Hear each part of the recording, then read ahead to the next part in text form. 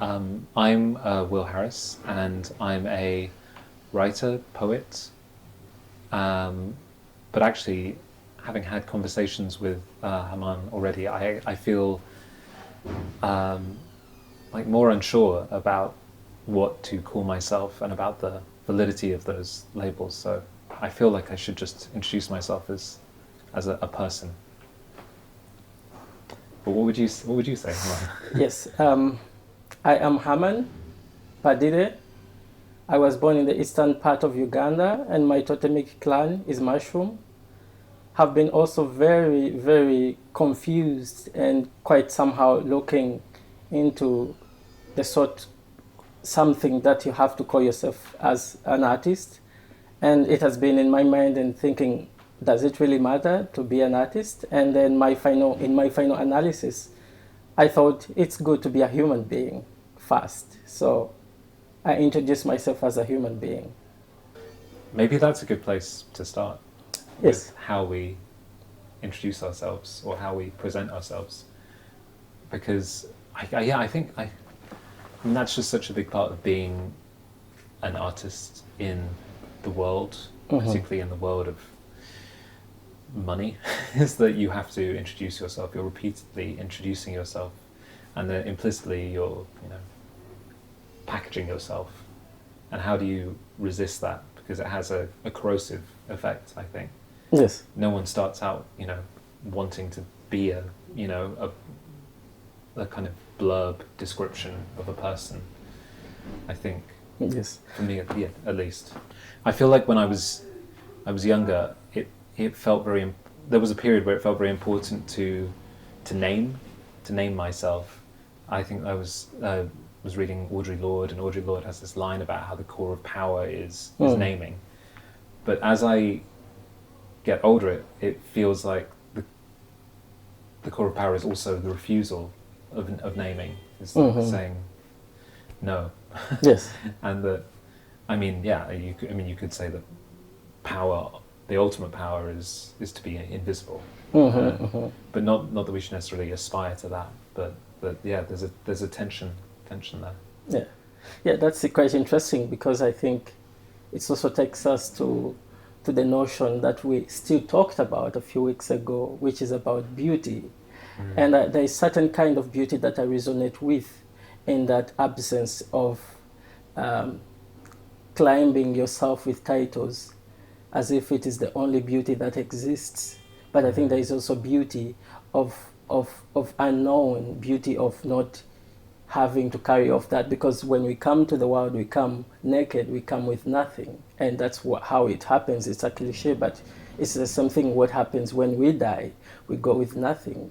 So there's beauty that I think is very important to comprehend, of being one and being open with beyond the professional that we carry within ourselves. There's beauty. What do you think about? I agree. I just kind of wanted to ask you a little bit, when you make in whatever form, do you have like a memory that you're working, like a kind of early memory that for you is maybe a memory associated with beauty, a sense of kind of rapture, of transcendence? What are you working with there? Because I was just thinking when you talked about childhood in particular. Yes. And the link between beauty and childhood and memory. Yeah, that's an interesting one. I think for me, I grew up in the eastern part of Uganda, in a small village called Buenge, which is not closest, but it's somehow closest compared to the capital city, close to the River Nile. And I think one of the childhood memories that maybe I can't comprehend if it is beauty or not, but I would say it is beauty, is the simplicity of being yourself, and the simplicity of watching my mother doing some kind of dance that is not necessarily about serving the spectatorship, the public, the community, but like the beauty of dancing when you are doing housework. You know, like how do you find a pause in between of everything that is going on in your life and have some dance. So I grew up in this really got stuck within me growing up, and then I'm also thinking that's the beauty that carried me to think of dance and consider dance. And yeah, I would pose the same question towards you. What is that kind of beauty, memory, childhood, or maybe even now that carries beauty for you? Yeah. Oh.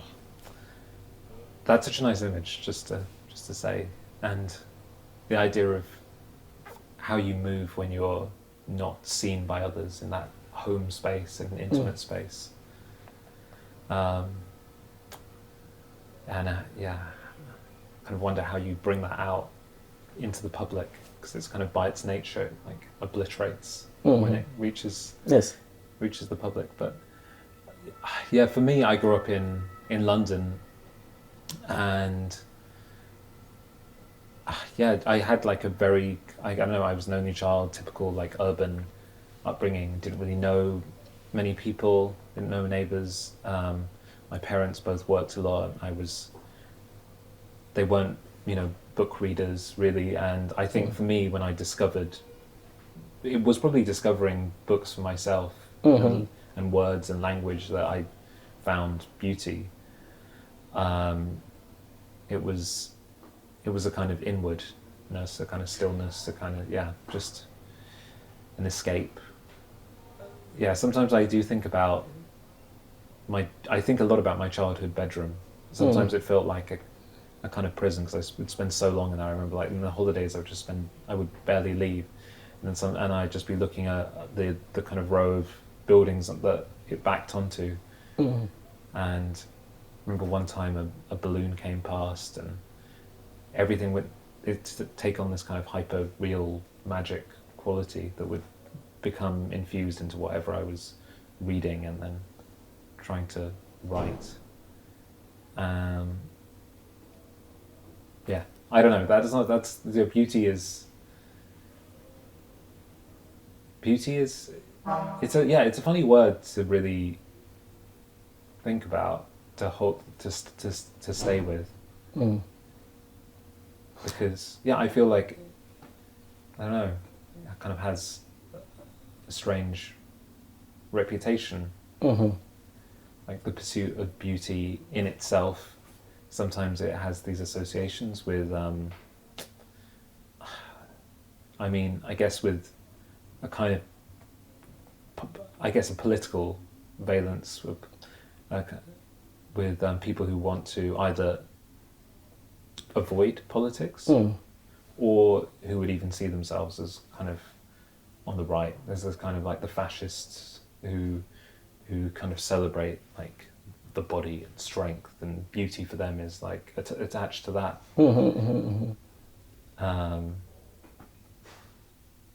I feel like how do you kind of rescue beauty from people who kind of try and use it to push an agenda? Yes. I'm not quite sure if I can truly respond to that, but I was thinking of the alternative, how we find beauty, and I thought of the animistic thinking or practices that I somehow find quite interesting, of how we emerge in relation not only to ourselves but also to the surroundings, the things that has to do to be in consideration with things like nature, things with that are. Because in animism there is a sort of belief that I also believe, that everything has life, everything is with us in the same space, and we need to acknowledge that these things need to be considered. And I think to only consider ourselves is such a selfish act that limits us from being able to see beyond only ourselves and to take care beyond only ourselves.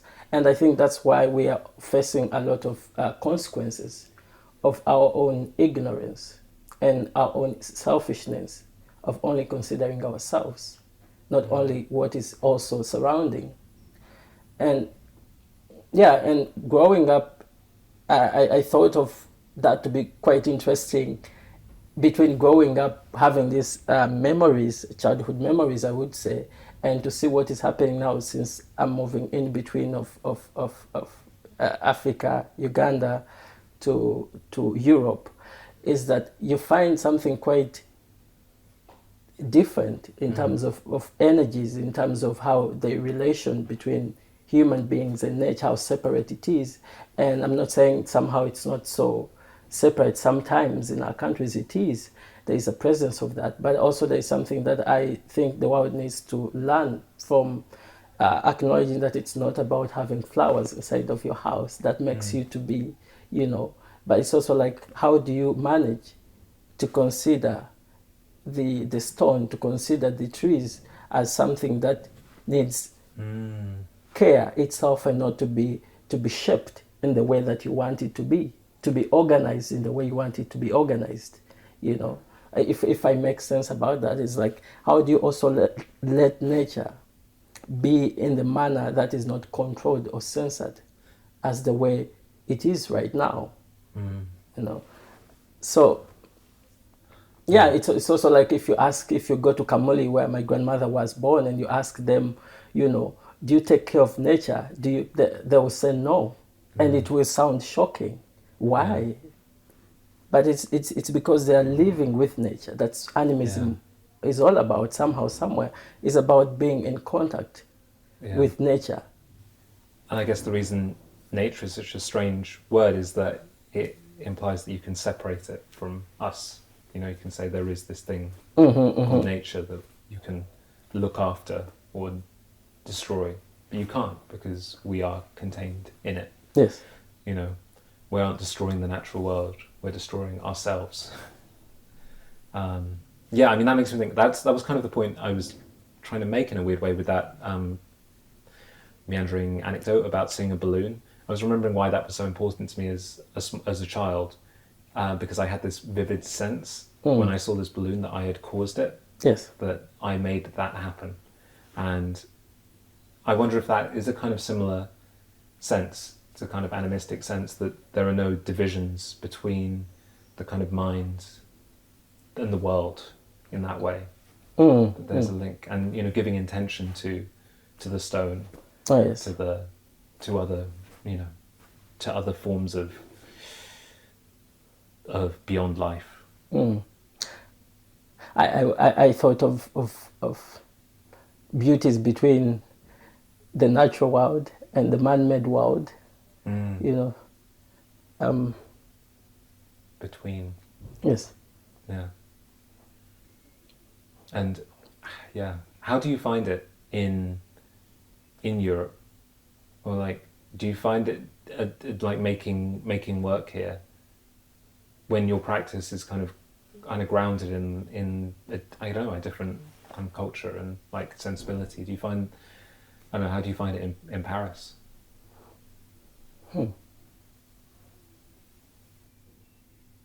I think, as I said, it's completely different continents, different understanding of life, different ways in culture, and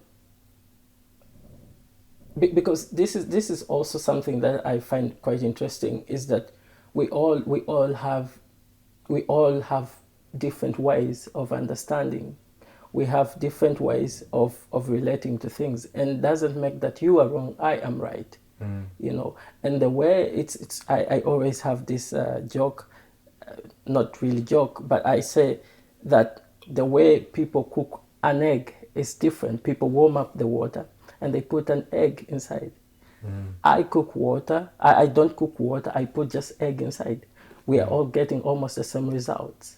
And I think if we let go of having the audacity to centralize the truth and to say the truth is collective, of course there are some things that we have to fully comprehend that is wrong, that is no-go, but there are more things in this world that we need to, for example, culture, that there's some differences, and there is, if I'm an animist and you are Christian, You have the hypothesis of your own understanding of a religion. I have mine. It doesn't make me to be evil and make you the light. So how do we allow to give space for each other in between of the differences that we have? Yeah. So that we can still move forward. I think that could be something that we would consider, you know. Yeah. That makes sense. I guess maybe I'm speaking from a sense I've had being here of feeling kind of like I'm floating a bit. Like when I'm here and I'm trying to work, it's made me realize the extent to which place is important to me, even if I'm not writing from it, but that being in London, being among people and, parks and buildings and cafes and family memories, that is a kind of source of strength. And that part of me doesn't really make sense here. And that I would have to become a different person if I was to stay here longer in order to write in this context or to make work in this context. And I don't know. Do you feel that ever? Like, or you're changing? But how do you handle that? Because it's quite interesting. I have. Well, I've only been here for a short period, for 9 months, and I'm going to be leaving. So I kind of I have kind of embraced this this kind of like, I don't know, dandelion life. I'm just floating through, but I've enjoyed that feeling. Like I feel like I've felt much freer to kind of read and different things and take in different things and kind of try out different shapes.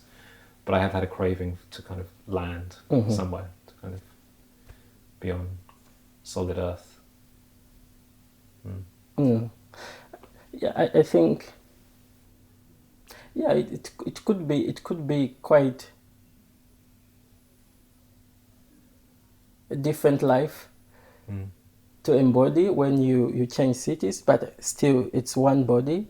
And I think the body is made to be at work and body is made to adopt somewhere. It's not completely easy, but I think also like Paris is quite intense, and in some ways you have to really be on the move, and somehow somewhere like coming to this space is somehow like a cocoon where somehow you can a little bit hide from all of this chaos and beautiful chaos and the intensity of the city. Somehow somewhere like the quietness inside of the building, sometimes it's kind of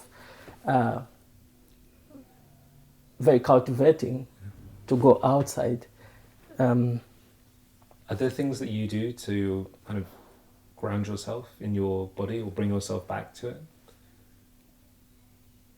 To stop yourself from, I don't know, kind of floating? I think I wouldn't say I have something that I do like it's a voodoo. I do voodoo to make life more better. I just live because that's all we have to do. We have to penetrate through the uncertain. We have to, even if it is very, very against us, we continuously have to continue moving forward. And when I say us, in most of cases, I mean me and more other, sometimes people around me. So yeah.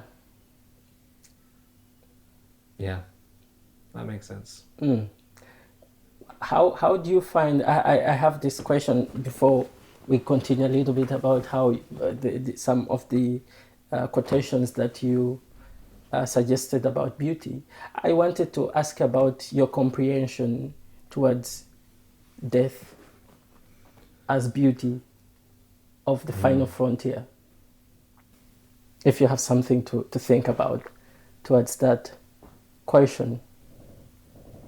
Yeah, I'm just trying to think. I Or guess, maybe birth. or birth. Yes. I don't know. I guess neither birth nor death are beautiful, but they they frame beauty. I mean, they're very physical processes. Mm-hmm. They're no. I mean, I was thinking. There's a painting in the Musée d'Orsay, Yes. which I only saw a few weeks ago, that Monet painted of his wife as she was dying, and he became obsessed with the way the colours of the colour of her skin, her face was changing as rigor mortis was setting in and the kind of life was leaving her, and it's really, it's very powerful and upsetting to see him applying the same technique which he applies to, lilies in a lake to his wife, because it's like she's becoming an object, she's becoming just a work of art, and I guess it confirms something to me, that there isn't a beauty in death. There's a beauty in how you. The beauty is active. It's in the, it's framed by death. But it's how you see the world. It's a certain. It requires maybe a form of instrumentalizing. Mm-hmm, mm-hmm. It's which, I don't know. To me, death is something separate from it. Death is outside of life by definition. Mm. Yeah, I mean, okay. I was working with a lot of people who did die when I was in care homes, and yeah, I don't think I ever thought it was beautiful when they died. But daily life in the care homes was very beautiful, because there was a sense of death's proximity. Because people died, maybe one person would die every month or two on average. Mm. So there were moments which were heightened by it. Yeah. Do you have an idea? How do you feel about that question? I think maybe it's quite contrary. For me, I think beauty is. I think death, or beauty of death, is very vital to consider. To me, myself, I think death is beauty. Because which is very, somehow very complicated to say, because the relationship that we have with beauty is related with horror, with fear. Yeah. But it's also, I think it's the beauty that we have beauty of understanding fully that death is a reminder of us to live, is a reminder of telling us that, hey, you need to be present, not only with yourself, but with the people that you love, and to recognize that death is knocking on your door. Soon or later, it's happening. So I think that's why I think of beauty as, that's why I think of death as beauty, as the final. It's perhaps in animistic practices, it's not the final, because death is just the continuation of the voyage. You die, but you never go anywhere. We have, some of the notion is that when you die, you don't go somewhere where they say you go, but you continuously live present with people that you love. You stay in the same kind of space, but you just have a kind of a different, you have a shield of interacting as you have been before, because your soul is departing from your physical body, and so it becomes a different realm, different from the one that we are with right now, where we are right now. And yeah, I think it's beautiful to die. It's beautiful to die. I think that, yeah, I kind of, I do agree. I mean, the big thing I've been thinking through in my work is how, I mean, it's become a truism, but how in the global north we have tried to medicalize death, or kind of, and there's this sense that death is something has gone wrong, when death is part of life. And we don't see dead bodies as frequently. We don't, the culture of, I guess, the practice of having of staying with the body after they die is not very common now. Though it was when my grandma died, because it's still like a Buddhist practice that you have the body as people, family members come and visit the body for the 2 weeks afterwards. And yeah, that is it. Well, with my grandma, it was a very beautiful. It was a very beautiful process, actually, and because of the physical tangibility of it, and I guess my cautiousness comes from, actually, maybe to circle back to the idea of making art out of it. I wonder, if death is more part of society, and if we appreciate the beauty in that, then beauty not in the sense of making things of it, but kind of the beauty of our experience, that it kind of sharpens our experience and awareness. I would hate for death to be something that is instrumentalized, is utilized in the way that I was kind of suggesting that beauty implies for me sometimes, that beauty takes something and says, and then and kind of owns it. I want death to be a part of the kind of social ritual of living, but not to be turned into something other than what it is. Yeah, I think, as I also said, the society considers death as the ugliness. But what would we become if death is erased in time? If death no longer exists, and we have this kind of capacity to stretch time as much as we can, then what essence would life make if we don't have that urgency of consideration that it's ending sooner or later? It's gonna end, because I feel like there's this urgency that it would create within us when you have that timeline that is like deadline, that's where we end. I've thought about that a bit, because that's quite like an ambition of people in the tech world, in particular in Silicon Valley, is to extend life indefinitely. And I think it would make people very cruel if they knew that they were going to live for hundreds of years. There would be no what would be the argument for kindness? I mean, what would be the role of it? I think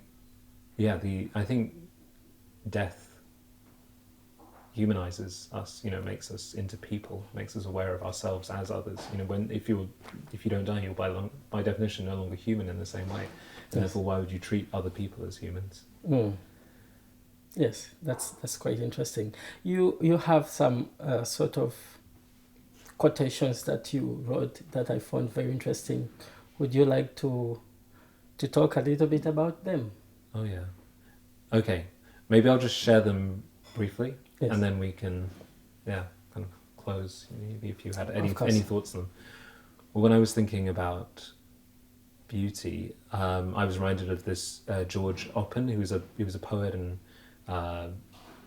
he was extremely politically engaged and active. He renounced poetry for decades and then came back to it. And he said that he was revising something that Percy Shelley had said 150 years before.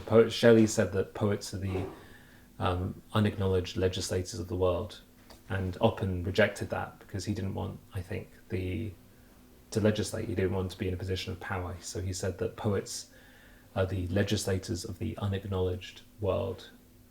And I come back to that as something that poetry does for me.